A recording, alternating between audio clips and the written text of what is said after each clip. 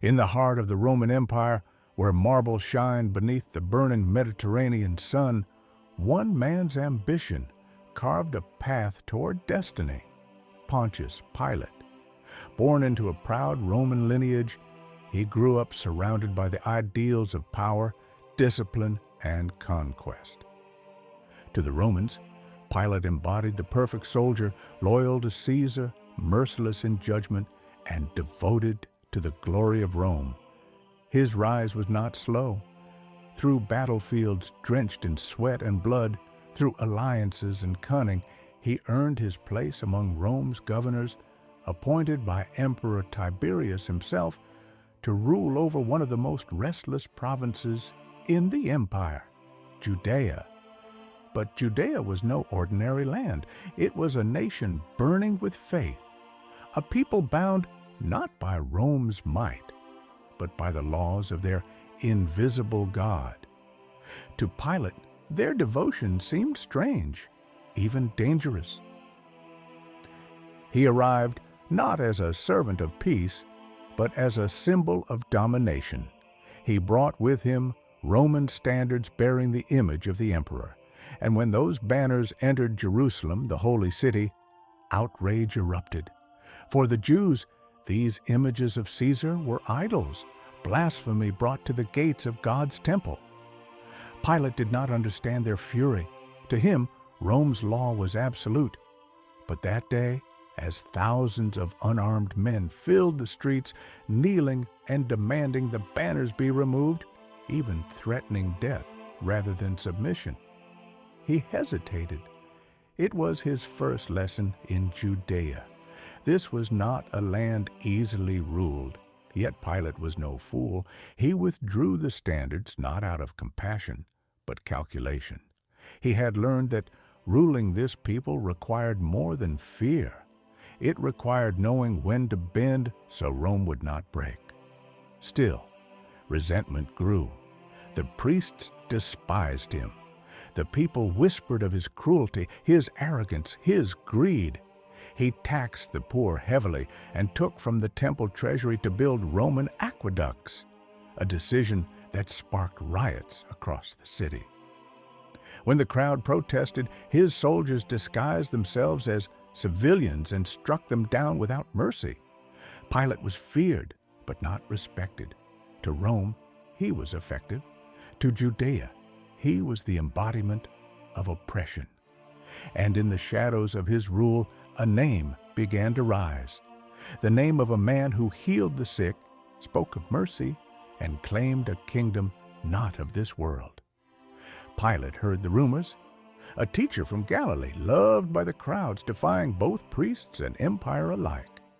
To Pilate, such men were common, rebels, mystics, dreamers. He had seen hundreds crucified for less. But what he didn't know, what no man could know then, was that this humble preacher would one day stand before him, and that their meeting would shake both heaven and earth.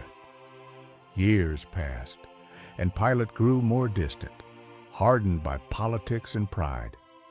In his marble halls in Caesarea, he held banquets surrounded by Roman officials, his wife Claudia, and servants whispering of his temper. At night, the torches burned low, and the sound of the sea echoed through the corridors, a haunting reminder of how far he was from Rome and how fragile his power truly was. For all his authority, Pilate ruled in fear, fear of revolt, fear of losing favor with Tiberius, fear of being forgotten by the empire that had made him. He had tasted power, and power had become his god. But beneath his polished armor, cracks began to form. Every decision weighed on him. Every act of cruelty etched itself into his conscience, though he would never admit it.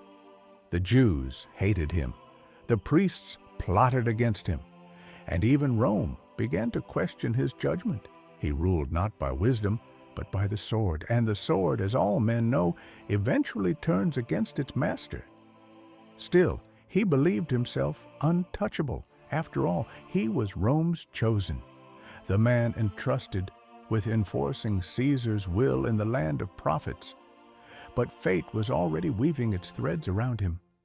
Somewhere in the hills of Galilee, the one he would condemn was teaching multitudes, turning water into wine, giving sight to the blind. Soon their paths would cross. Soon the man of empire would stand face to face with the Son of God. And the governor who ruled men would be judged by eternity itself.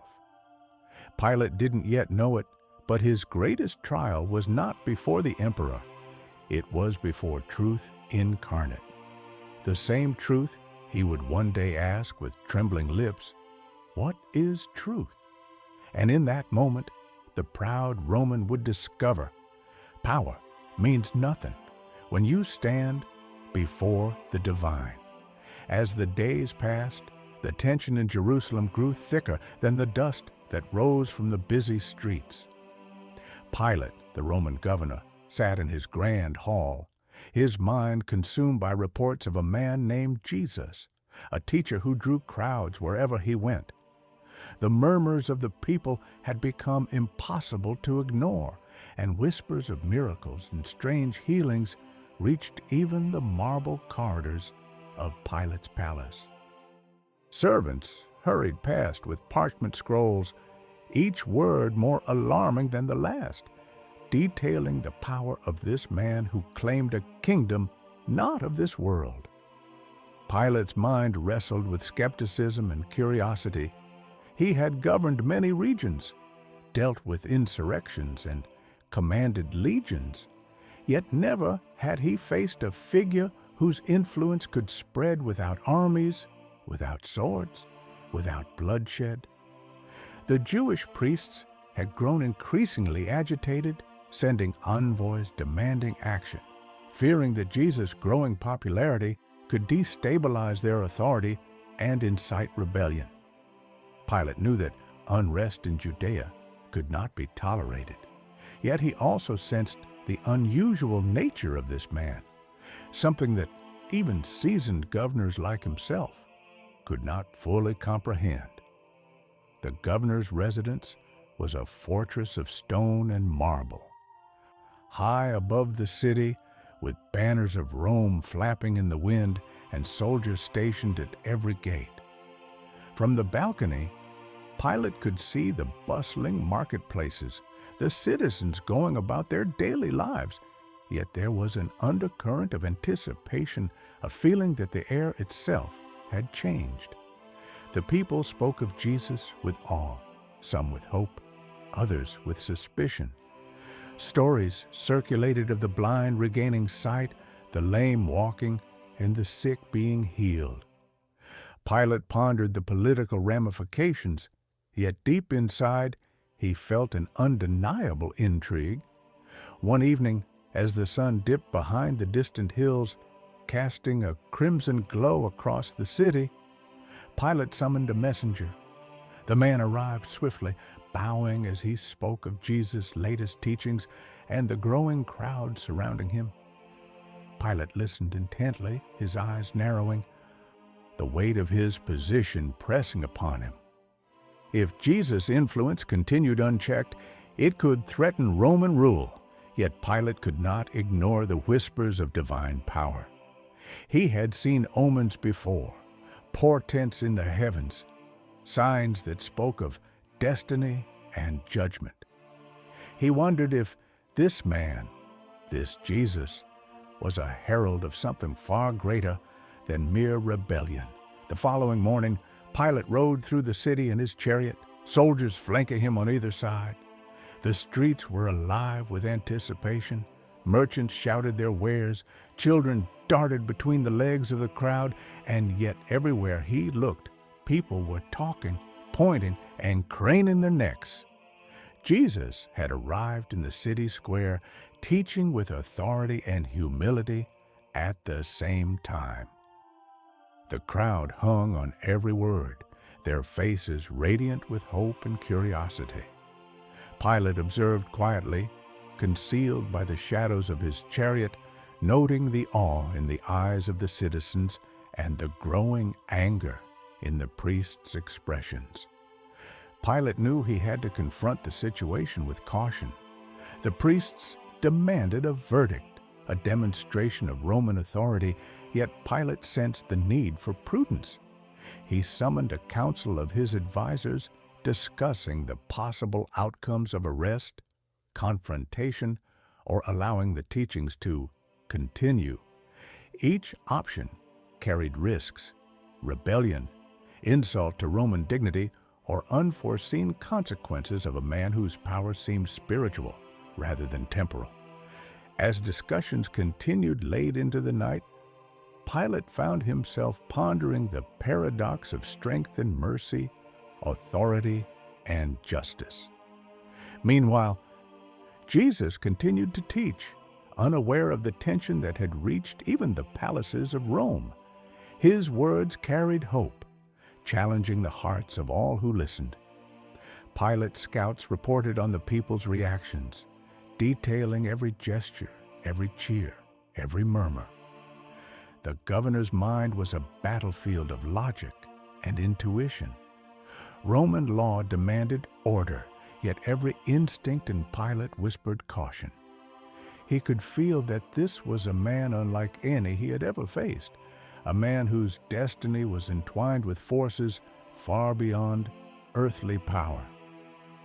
As the day of confrontation approached, the city held its breath. The priests demanded that Pilate act decisively, calling for the punishment of this man who dared challenge the established order. Pilate, seated upon his throne in the palace, weighed the political ramifications against his own curiosity. He remembered tales of miracles from distant provinces, men whose deeds defied explanation, and wondered if Jesus was another of these extraordinary figures or something far more profound. Pilate decided to witness this man for himself. A procession was arranged, and Jesus was brought before him. The governor, adorned in ceremonial robes of Rome, observed quietly as the crowds pressed forward, their eyes filled with expectation. The atmosphere was electric with tension, the air heavy with the combined weight of fear, reverence, and uncertainty. Pilate gazed upon Jesus, noting the calm dignity in his eyes, the unshakable serenity in his posture, and the quiet authority that radiated from his presence. It was a stark contrast to the clamoring priests and the restless crowds. Words were exchanged, carefully chosen by Pilate to assert authority while probing for truth. Jesus responded with measured simplicity, his voice carrying conviction yet humility. Pilate found himself both challenged and intrigued, realizing that this man's power lay not in armies or political influence, but in something far deeper: faith, purpose, and divine authority.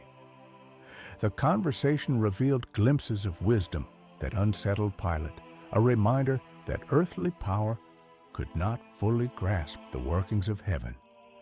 Even as the day ended, Pilate knew that decisions loomed over him like shadows. The fate of this man, Jesus of Nazareth, would determine the course of his own legacy. As the night descended upon Jerusalem, Pilate retired to his quarters, pondering the delicate balance between duty, law, and the mysterious authority that Jesus carried. Outside, the city slept uneasily, unaware that history itself was quietly unfolding within the grand halls of the Roman governor. Pilate's heart, though hardened by experience and politics, felt a stirring, a mixture of fear, fascination, and an unspoken recognition that he stood at the crossroads of destiny. This moment, this encounter, was only the beginning. The following days would test Pilate's judgment, challenge his understanding of justice, and confront him with a choice between worldly authority and divine truth. As the stars illuminated the night sky above Jerusalem, the city remained unaware that its history was poised on the edge of a divine revelation, a moment that would echo through the ages. Pilate's encounter with Jesus was not merely a meeting of man and man, but a convergence of earthly power and heavenly purpose, setting the stage for decisions that would shape the course of humanity itself. The sun rose over Jerusalem, casting long golden streaks of light across the stone streets. The city was already alive with tension. Word spread quickly. Jesus of Nazareth had been taken to the Roman governor. Pilate, who had faced countless criminals and rebels before, could feel something different in the air. This was not a typical trial. There was fear, anger, and awe surrounding this man called Jesus. As Pilate entered the hall of judgment, the crowd outside shouted and chanted. Their voices echoed through the open courtyard like thunder. Priests and elders stood near the steps, their faces hard, eyes cold with hatred. They demanded death. Inside, Jesus stood, calm, silent, and unchained. His clothes were worn, but his presence filled the entire room. Pilate stopped for a moment, his breath caught. There was something divine about this man. He looked at him carefully and asked, "Are you the King of the Jews?" Jesus answered softly, "You say that I am. No pride, no fear, only truth." Pilate turned to the priests, confused. "I find no fault in him," he declared. The priests erupted with outrage. They accused Jesus of blasphemy, of rebellion, of claiming to be the Son of God. But Pilate's instincts told him otherwise. This man was not dangerous. He was peaceful, yet powerful in a way Pilate could not explain. Pilate's wife, Claudia, entered quietly and whispered to him, trembling, "Have nothing to do with that righteous man. I suffered many things today in a dream because of him." Her words haunted him. A Roman governor, known for strength and reason, now felt the weight of something spiritual, something far beyond politics. Outside, the crowd grew louder. "Crucify him! Crucify him!" Pilate's heart pounded. He tried to reason with them, offering to release one prisoner, as was tradition during the festival. "Whom shall I release to you, Barabbas, the murderer, or Jesus, the King of the Jews?" The crowd roared, "Barabbas!" The sound shook the courtyard like a storm. Pilate could barely hear his own thoughts. He asked again, his voice almost pleading, "Then what shall I do with Jesus, who is called the Christ?" They shouted even louder, "Crucify him!" Pilate's hands trembled. He looked into Jesus' eyes, expecting fear, but saw only forgiveness. It pierced him deeply. "Do you not hear how many things they testify against you?" Pilate asked. But Jesus remained silent. The silence was powerful, almost holy. The priests sneered. The soldiers watched, waiting for orders. Pilate stood caught between the roaring of men and the stillness of heaven. He turned toward the crowd once more, desperate to end the chaos. "I am innocent of this man's blood," he said, calling for a basin of water. He dipped his hands into it and washed them in front of the people. "See to it yourselves," he declared, but no amount of water could cleanse his guilt. The people cried out, "Let his blood be on us and our children." The echo of those words would haunt Pilate forever. He gave the order. Jesus was to be scourged, mocked, and crucified. The soldiers led him away, placing a crown of thorns upon his head. Pilate watched in silence, his chest tight, his soul trembling. He wanted to speak, to stop them, but his lips did not move. As Jesus was led toward Golgotha, Pilate turned his gaze away. The shouts of the crowd faded into the distance. The governor of Judea, the most powerful man in the province, felt utterly powerless. The light from the morning sun seemed dimmer now, the air heavier. Something divine was leaving the world, and Pilate could feel it. Hours later, when the sky darkened and thunder rolled across the horizon, a chill swept through the palace. A messenger ran in breathless. "The man you crucified, the earth trembled. The temple veil has torn in two." Pilate's blood ran cold. He turned toward the heavens, eyes wide with dread. He whispered to himself, "Surely this was the Son of God." But the words were too late. The sentence had been carried out, and his name was forever tied to the death of the Messiah. That night, Pilate could not sleep. The wind howled outside his chamber, rattling the lamps. The echo of the crowd's chants, "Crucify him," would not leave his mind. Every time he closed his eyes, he saw the calm, forgiving eyes of Jesus staring back at him. He poured wine, but it did not bring peace. He paced the floor, haunted by his decision, feeling the crushing weight of divine judgment pressing upon his soul. Pilate, the man who had commanded armies and ruled over thousands, was now defeated, not by swords or rebellion, but by the guilt of a single moment. That was the day his spirit began to break, and though the world moved on, Pontius Pilate would never be free again. The courtyard of the Praetorium burned under the harsh midday sun. Thousands had gathered, priests, soldiers, merchants, beggars, all pressed together like a living sea of noise and dust. In the center stood Jesus, silent, calm, unresisting. His white robe shimmered under the light, while his eyes, gentle yet infinitely deep, fixed upon Pontius Pilate. Pilate felt the weight of countless eyes upon him. The Roman eagle banners swayed behind him, and the distant hum of Jerusalem filled the air. Yet amid all the chaos, he could hear the faintest whisper of his wife's voice. "Have nothing to do with that righteous man, for I suffered greatly in a dream because of him." Those words echoed in his head like a haunting melody. Before him, the Sanhedrin leaders shouted with fury, "He blasphemes! He claims to be the Son of God! If you let him go, you are no friend of Caesar."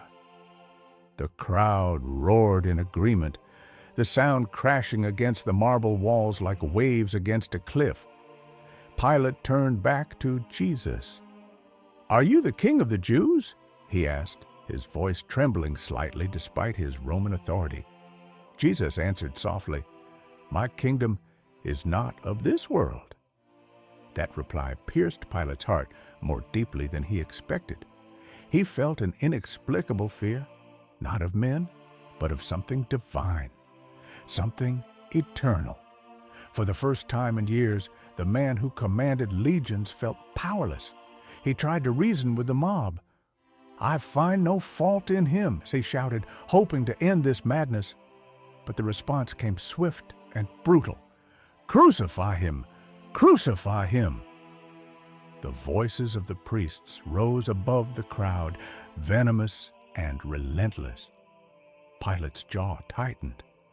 He had faced rebellions, executions, and war, yet never this kind of moral battle. He knew this man was innocent, but he also knew what Rome did to governors who allowed unrest to spiral out of control. He thought of his position, his career, his fragile standing before Emperor Tiberius. One word from the priests, one report to Rome, and his life would crumble. Still, when he looked at Jesus, he saw no guilt, only peace. That peace infuriated him and broke him all at once. He sent for Barabbas, a murderer and rebel, thinking perhaps the crowd would choose reason over rage. The chains clanked as Barabbas stepped into the sunlight, filthy and grinning. Pilate raised his arm. "Whom do you want me to release, Barabbas or Jesus, who is called the Christ?" The answer came instantly, "Barabbas." The ground shook with the force of their cries. "Then what shall I do with Jesus?" Pilate demanded. "Crucify him." Pilate's hands clenched into fists. He turned away from the noise, the dust, the chaos. His chest felt heavy, his throat dry. He could still feel the calm gaze of Jesus piercing through his guilt like sunlight through fog. Finally, he called for water. A servant brought a bronze basin gleaming in the light. Pilate dipped his hands into it, washing them slowly, deliberately. The cool water ran down his fingers and onto the marble floor. "I am innocent of this man's blood," he declared. The crowd shouted back, "His blood be on us and on our children." For a moment, silence hung in the air, heavy and divine. Pilate looked once more at Jesus. The governor's voice faltered as he gave the order, "Take him, crucify him." The soldiers moved quickly, their armor clanging, their faces hard as stone. They placed a scarlet robe over Jesus' shoulders, twisted a crown of thorns, and pressed it onto his brow. Blood trickled down his face, mixing with the dust of the earth. Yet even then, he said nothing. As Jesus was led away, Pilate felt something inside him collapse. The sound of the crowd faded, the banners ceased to move, and the once proud Roman governor stood alone in a vast emptiness. He had delivered an innocent man to death, and deep down, he knew he had condemned himself as well. Hours later, the sky darkened unnaturally. Winds began to howl across the city, and the earth trembled beneath their feet. Reports poured in. The veil of the temple torn in two, the sun gone black, the dead stirring in their tombs. Pilate stood by the window of his palace, staring at the storm that engulfed Jerusalem. Lightning flashed, illuminating his pale, exhausted face. He whispered to himself, barely audible, "What have I done?" That night, no wine could calm him. No Roman discipline could silence the storm inside. He had conquered nations, but now guilt conquered him. And as thunder roared over the city, Pilate realized that the echo of that one name, Jesus, would follow him until the end of his days. After the crucifixion, silence fell over the land. The once loud cries of "Crucify him!" had vanished, leaving behind a chilling emptiness. Pontius Pilate stood in the shadows of his palace, his heart heavier than any Roman armor. Though he had washed his hands before the crowd, no water could cleanse the guilt that burned in his soul. That night, Pilate could not sleep. The echo of Jesus' calm voice, "You would have no power over me unless it were given from above," haunted his mind like a ghost. Every time he closed his eyes, he saw the man in white, silent, beaten, yet still radiating divine power. He tried to reason with himself. He had acted for Rome, for peace, for order. But deep inside he knew he had condemned an innocent man. The next morning, rumors spread like wildfire through Jerusalem. They said the Nazarene's tomb was empty, that his disciples had seen him alive.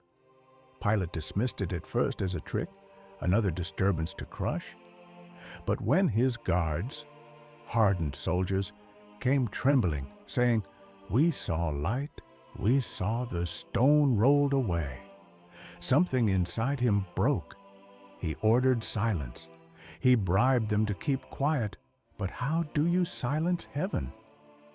The rumors grew, reaching Rome itself. The man Pilate crucified had risen from the dead. Even Caesar heard it, and in the corridors of power, whispers began. Perhaps Pilate had angered the gods. At home, his wife Claudia could no longer bear the torment.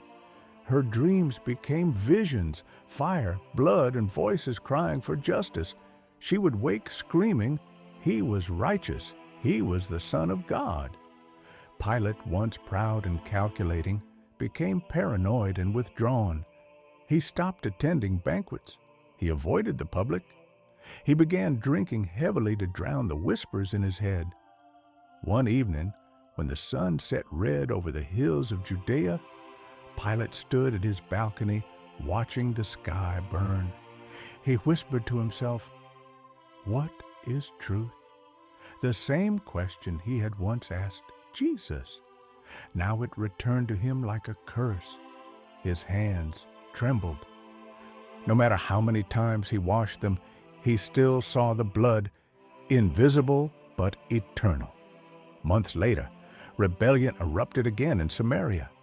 The people rose, and Pilate responded with brutality, ordering a massacre at Mount Gerizim. The news reached Rome, and this time there was no forgiveness. The emperor, tired of reports of unrest, recalled him in disgrace. Pilate, the once powerful governor, was now a man without honor, without peace, without purpose. As he journeyed back to Rome, storms followed him. His ship was battered by violent winds, as though the heavens themselves raged against him. When he finally arrived, he found no welcome, only contempt. Tiberius was dying. The Senate distrusted him, and no one wanted to hear about Judea or its strange crucified prophet. Pilate was sent away to a remote villa in Gaul, exiled, forgotten by the empire he served. But even there, peace eluded him. At night, servants heard him pacing, whispering to unseen figures. He would wash his hands in bowls of water until his skin bled. And sometimes he would cry out, "The blood is still there. I cannot wash it away." Locals began to fear him, saying his house was cursed.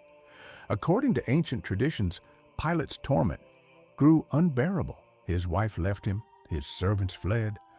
Alone and broken, he wandered near a mountain lake, staring into the reflection of his weary face.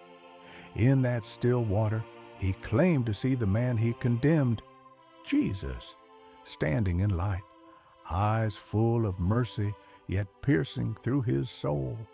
And with that final vision, Pilate threw himself into the lake, seeking an end to his pain. But legends say the lake rejected him.